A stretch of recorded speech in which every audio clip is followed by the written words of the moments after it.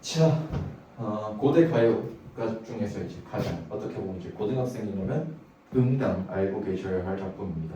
바로 구지가라고 하는 거죠. 주술적인과 동시에 집단 가요적 무가의 어떤 시초가 되었던 작품이기도 합니다. 어쨌든 교과서에 들어가 있는 수록되어 있는 작품인 만큼 자, 쌤이 조금 다양한 해석으로 한번 조금 말씀을 드리고자 합니다. 아무래도 고전, 그중에서도 아무래도 고대 영역에 가까운 작품이다 보니까 관련된 썰이라고나 할까요? 그런 게 진짜 많거든요. 정말 많거든요. 그래서 한번 잘 들어보시고 어쨌든 학교에서 알려준 내용은 아무래도 조금 보편적으로 정형화되어 있는 내용이 주가 될 건데 저는 조금 다양하게 해석이 가능하니 그 영역을 조금 가미해서 말씀을 드려보도록 하겠습니다. 일단은 사구체입니다. 구하라고 나와 있는데 항철표기로 되어 있죠. 항철표기로 되어 있는데 너무 한역시가라고도 합니다. 근데 그냥 너무 어떤 한자, 철자에 조금 집중하지는 말아 주셨으면 좋겠어요. 왜냐하면 안 나와요. 안 나와. 그냥 의역된 것으로 그냥 확인만 하시면 될 것 같다. 자, 가볼게요. 거부가 호명하고 있네. 그러면 뭐 나올 수 있을까? 표현법으로 당연히 도노법 등장할 수 있겠죠. 도노법 등장과 동시에 거부가를 두 번 하고 있으니까 반복법 들어갈 수 있겠죠. 그러면 강조가 될 거고 하라고 하는 건 여러분들 알고 계실 겁니다. 고등학교 1학년 2학기 중세 국어 영역에서 배우셨다시피 높임의 혹격조사인 거 알고 계실 거고 그럼 뭘 부르고 있을까? 거북이 부르고 있습니다. 거북이 구자. 자, 이 거북이라고 하는 건 의미가 조금 다양하게 가질 수 있는 단어인데 첫 번째 구원의 대상. 우리가 지금 너무 힘드니까 우리를 구원해줄 또는 내가 있는 마을을 구원해줄 대상으로 볼 수도 있고 두 번째 신급의 존재. 그냥 절대자라고 생각하시면 될 것 같아요. 절대자. 그리고 마지막으로 혼란스러운 현실을 타개할 존재라고도 볼 수 있어요. 똑같은 거죠. 구원에 대한 똑같죠. 네. 어진 왕, 임금이라고 부를 수 있고 또 도노법의 사용. 그 다음 자 수기현야라고 하는 건 머리를 내어라. 머리를 내어라. 사실 절반 분명히 신급의 존재, 절대자의 존재한테 우리가 감히 함부로 명령을 할 수는 없는데 지금 여기 보시면 내어라, 알아어라 명령형 종결 어미가 사용이 되었죠. 자, 명령형 행위를 사용하고 있어. 근데 왜 명령형 어미를 사용하고 있을까? 잘 봐요. 명령의 표현 방식이라고 하는 게 굉장히 다양하게 나오거든요. 근데 약간 이렇게 생각하시면 돼요. 사실 절대자, 신이라고 하는 존재. 그러니까 그때 당시를 한번 잘 생각해 보면은 어떤 종교로서의 체계, 신앙으로서의 체계가 조금 부족했던 영역이란 말이야. 그러다 보니까 그때 당시 사람들은 이렇게 생각을 했어.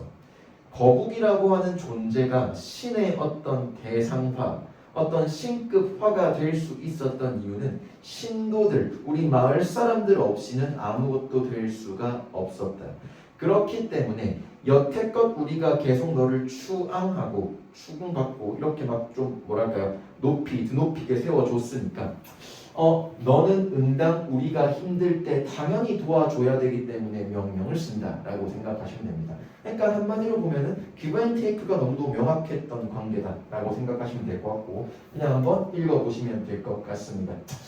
뭐 머리를 내어라라고 하는 건 머리라고 하는 건 얘들아 생명을 의미를 하거든요. 자, 여자가 출산할 때의 상황을 한번 생각해봐. 대부분 대부분이 아니라 머리부터 나와야 정상적인 겁니다. 그래서 그 머리라고 하는 것은 생명을 의미한다라고 생각하시면 될 것 같고 임금 또는 신, 뭐 대단한 존재의 탄생을 기원한다로 나올 수 있고요. 머리라고 하는 것은 대가리, 우두머리, 최고, 으뜸 또는 뭐 지도자라고 생각을 하실 수 있어요.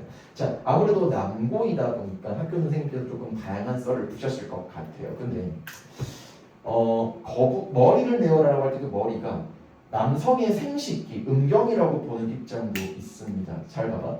어쨌든 남성한테서 이제 정자가 나오다 보니까 생명력의 근원이라는 해석도 존재합니다. 그리고 이제 거북이를 뜻하는 한자가 뭐가 있냐면 거북이 귀자가 있어요. 그리고 머리두. 그러니까 그 남성의 생식기도 이제 귀두라고 부르는데 그 둘이 외형이 유사하다고 봤답니다. 유사하다고 봤대요. 그래서 이거를 뭐 생명력의 근원이다라고 보는 입장도 있다라고 생각하시면 될 것 같고요. 자, 그다음 넘어갈게요. 약불현약 만약 내어놓지 않는다면 가정하고 있죠. 소망이 이루어지지 않는 상황을 가정한다. 무언가 할 거다. 그러니까 만약 네가 이거 안 하면 우리 뭔가 액션을 취할 거야 라고 생각하시면 됩니다. 번짝 익기야. 약간 베트남어 같은데 구워서 먹겠다. 그러니까 네가 머리를 내놓지 않는다면 우리 너를 불에 태워서 구워서 먹을 수밖에 없다. 이런 식으로 약간 가정하고 무언가 할 것이다. 위협하고 있다라고 생각하시면 됩니다. 이 구어서라고 하는 것은 얘들아 거북이에 대한 위협이고요. 불의 의미가 내포되어 있지. 불. 자, 이 불이라고 하는 건 얘들아 뭐랄까요? 인간 문명의 수단입니다. 제가 정확하게 누군지는 기억이 안 나는데 그리스 로마 신화 영역에 보시면 파르테논 신전이랄까요? 그 그리스 신전에서 인간이 불을 훔칩니다.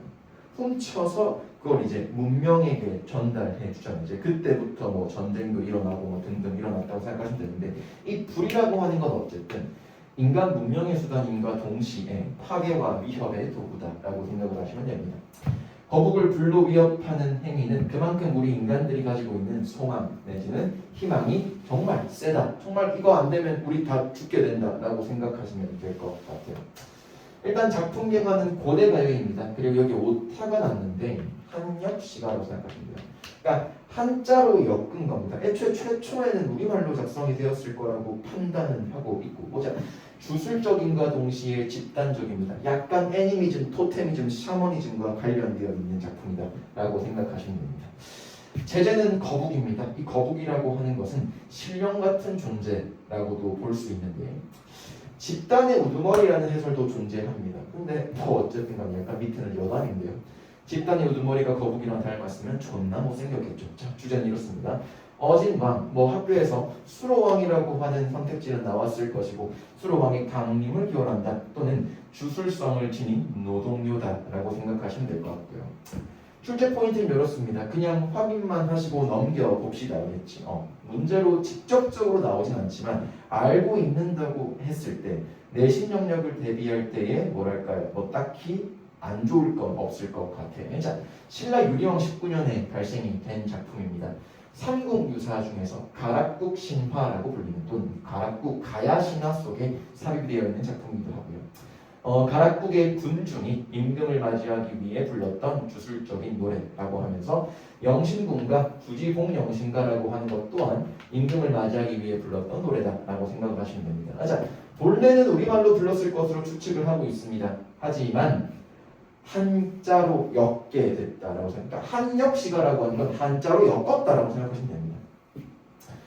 수백 명의 사람들이 모여서 흙을 두드리면서 노래를 부릅니다. 왜 흙을 두드릴까? 그만큼 뭐 집단적으로 주술적으로 어떤 의례, 행사, 제례라고 생각하실 될 것 같고 땅을 파는 연극적 행위, 춤, 노래가 함께 이루어진 건데 이거를 뭐라고 부르냐? 원시종합예술이라고 생각을 하시면 됩니다. 어쨌든 현실에서 지금 21세기 근대사회에 현대사회에 들어와가지고는 어떤 그런 주술적인 영역이 많이 줄어들기도 했지. 과학이 발달했으니까. 근데 그때 당시에는 과학도 발달이 안 됐고요. 그러다 보니까 어떤 이런 샤머니즘, 토테미즘, 애니미즘에 조금 사람들이 뭐랄까요? 의존할 수밖에 없었다라고 생각을 하시면 될 것 같습니다. 서사적 집단가요 또는 집단무가 무가라고 하는 게 얘들아 이게 막 싸움을 전투할 때 그 무가 아니라 무당의 노래다라고 생각하시면 될 것 같고 뭐 노동요라고 보는 사람도 있습니다. 위협을 통해 누구를 위협하고 있었니? 거북이를 위협하면서 사람이 얻고자 하는 목적 뭡니까? 수로왕의 강림을 이루는 주술문학의 성격이 드러나고요. 해가 그리고 처용가라고 하는 작품과 연계될 수도 있다. 자, 그리고 심화 출제 포인트는 이렇게 잡아볼 것 같아요. 자, 주술이라고 하는 것은 얘들아 고대인들이 원하는 바를 소박하게 언어를 통해 표현하는 거거든요. 여기 이 언어라고 하는 것과 주술, 즉 종교라고 하는 것은 굉장히 밀접한 관련이 있습니다. 모든 주술, 뭐 종교로 한번 예를 들어볼게요. 우리가 흔히 알고 있는 종교는요, 경전이라고 하는 게 있습니다. 그 경전이 아무래도 없다 보니, 경전이 있죠. 무조건 경전이 있어야 됩니다. 그래서 이제 다들 흔히들 뭐 일요일, 주일날 이제 교회를 갈 때 부모님께서 항상 말씀하시죠. 성경 챙겼니라고 말씀을 하시지 않니. 그래서 이 종교, 주술 영역에 있어서 언어라고 하는 건 굉장히 중요합니다. 그만큼 어떤 신앙적인 힘, 믿음과 어떤 굉장히 밀접한 끌 수 있는 힘은 언어에서 나온다라고 생각하시면 되고, 그리고 이제 저는 그런 경험이 없는데요. 보통 이제 우리가 신점을 보러, 무당을 보러 가지 않니? 거기서 이제 가장 대표적으로 이제 어떤 뭐랄까요, 조치라고나 할까요? 조치로서 우리가 받을 수 있는 게 부적인 것 같아요. 그 부적 같은 경우에도 언어로 쓰여져 있는 거거든요. 그래서 그 언어가 담고 있는 어떤 메시지, 그 메시지를 통해서 사람에게 전달되고자 하는 영향, 거기에 집중하시면서 작품을 조금 보시면 좋을 것 같아요. 자, 머리를 내어라 라고 하는 건 임금 또는 지도자의 출현이라고 생각하시면 될 것 같고, 또는 풍년을 기원하는 고대인들의 멸망이라고도 볼 수 있죠. 여기에 별표 한번 적을게요. 뭐 저는 이 구지가를 얘기를 할 때 보통 이렇게 나옵니다. 이렇게 설명을 합니다. 우리 전설 속에 등장하는 사신수라고 하는 거 아십니까? 사신수. 사신수라고 하는 게 있어. 이 사신수가 뭐냐면요. 여러분들은 뭐 너무 아직 어리기 때문에 그런 드라마를 보신 적이 없으실 것 같은데, 옛날에 유행했던 드라마 중에 배용준 배우님께서 등장하셨던 태왕사신기라고 하는 게 있습니다. 태왕사신기라고 하는 게 있어요. 그게 이제 단군 신화 때부터 걸쳐가지고 고구려 건국, 고구려 뭐 어떤 말까지 다 다뤘던 작품인데, 거기 사신수가 등장하는데 얘가 뭐냐면 들어보셨을 거, 아마 게임에서 들어보셨을 것 같아요. 백호, 청룡, 주작, 현무라고 하는 그런 존재들이 함께 등장합니다. 요 사신수는요, 우리 당군 할아버지, 당군 왕건께서 이제 내려오실 때, 하늘에서 내려오실 때 데리고 와서 농사를 관장하는 일이었다고 합니다. 그 농사할 때 필요한 게 뭘까? 잘 한번 생각해봐. 뭐 비도 있을 것이고, 바람, 아니면 불 등등이 있을 건데, 각각의 얘네 이런 사신수들 각각마다 전담하고 있는 것들이 조금은 달랐습니다. 그냥 알고만 있으세요. 이 백호라고 하는 것은 바람을 관장했던 존재, 그러니까 신이라고 생각하시면 돼요. 청룡은 구름입니다. 주작은 불입니다. 현무는 비와 강으로 알고 있거든. 내가 이렇게 알고 있어. 근데 잘 봐. 이것들을 다루는 어떤 부르는 호칭이 또 다른 게 있어요. 다른 게 뭐냐면 백호는 풍백이라고 얘기를 합니다. 풍백. 청룡은 우사라고, 운사라고 얘기를 하고요. 주작은 내가 지금 잘 기억이 안 나요. 내 기억이 맞다면 없는 걸로 알고 있습니다. 현무는 우사라고 하고 있습니다. 백호는 흰색 호랑이. 청룡은 말 그대로 용이에요. 드래곤 아니에요. 그렇죠? 드래곤 아니고 그냥 되게 트리케라톱스처럼 요 작은 어떤 다리를 갖고 있고요. 주작은 말 그대로 그 새 형태를 띠고 있고, 현무는 거북이 몸통에 등껍질에 용의 머리를 갖고 있습니다. 뭐 그렇게 갖고 있는데 잘 봐. 얘가 아무래도 거북이와 좀 닮았으니까. 근데 현무가 비와 강을 전담하는데 거북아 머리를 내어라라고 하는 건 조금 더 딥하게 생각해보면, 지금 현재 요 마을 사람들 화자는 뭐 때문에 고통을 겪고 있다? 비가 안 와서, 강이 말라서, 즉은 가뭄으로 인한 고통을 겪고 있다라고 생각을 할 수도 있겠지. 네.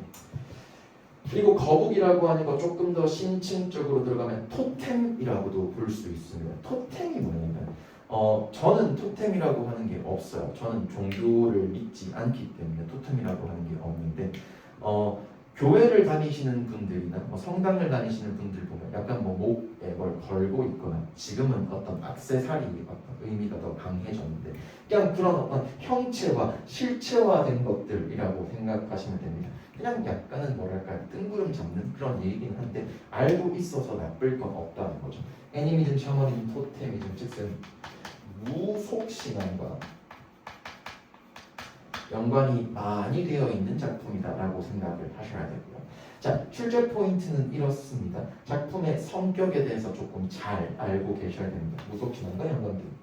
주술료다. 자, 소망을 염원하면서 불렀고 그 염원이 이루어지기를 바란다. 물론 이 작품에서는 염원이 이루어졌다라고 얘기하고 있지는 않는데 어쨌든 가정의 상황을 하고 있고 위협적인 상황이라고 얘기하고 있으니까 그만큼 뭡니까? 그 염원이 강했다라고 생각을 하셔야 됩니다.